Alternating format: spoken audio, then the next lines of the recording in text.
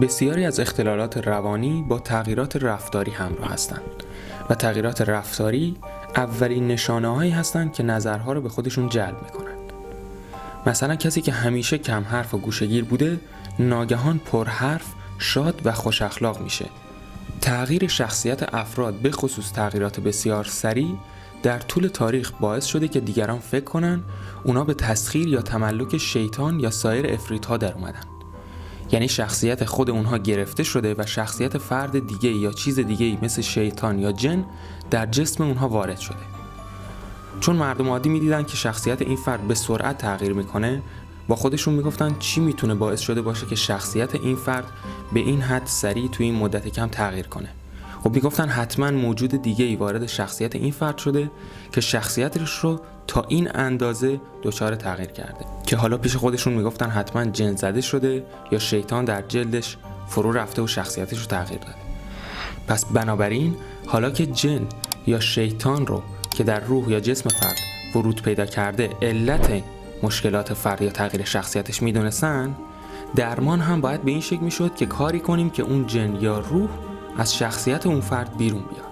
در قرون وسطا زمانی که جن زدگی علت اصلی رفتارهای آنورمال یا غیر عادی محسوب میشد، کشیشایی که کارهای پزشکی هم انجام میدادن یا پزشکایی که کشیش هم بودن تلاش میکردن تا بدن فرد رو به یه مکان نامناسب برای زندگی ارواح خبیثه تبدیل کنن که این موضوع باعث بشه ارواح خبیثه جن یا شیطان از جسم اون فرد که دیگه شرایط مناسبی نداره بیرون بیاد.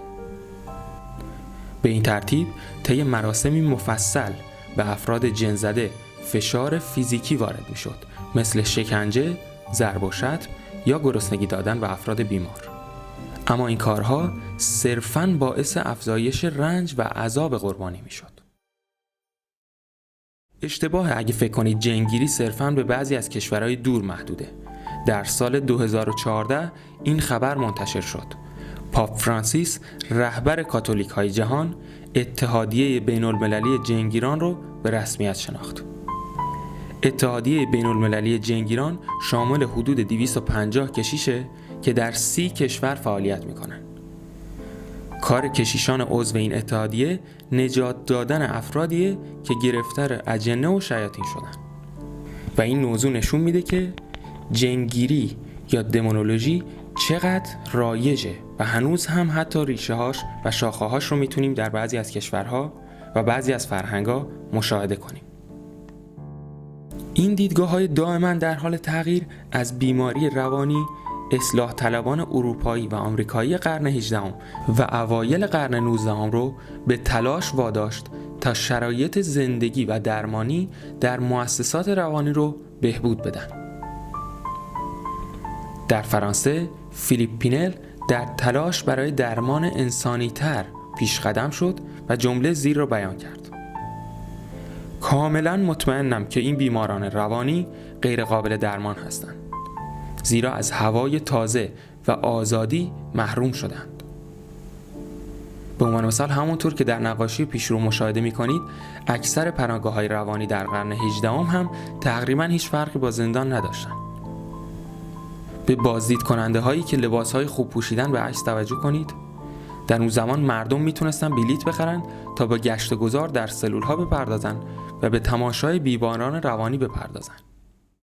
در آمریکا و انگلستان جنبش برای بهبود درمان افراد مبتلا به اختلالات شدید با جنبش فرانسه در یک سو بود.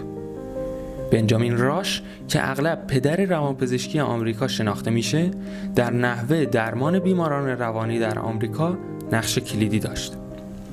در نهایت بنجامین راش بیشتر از سایرین در گسترش درمان روانی یا مورال تریتمنت در آمریکا نقش داشت.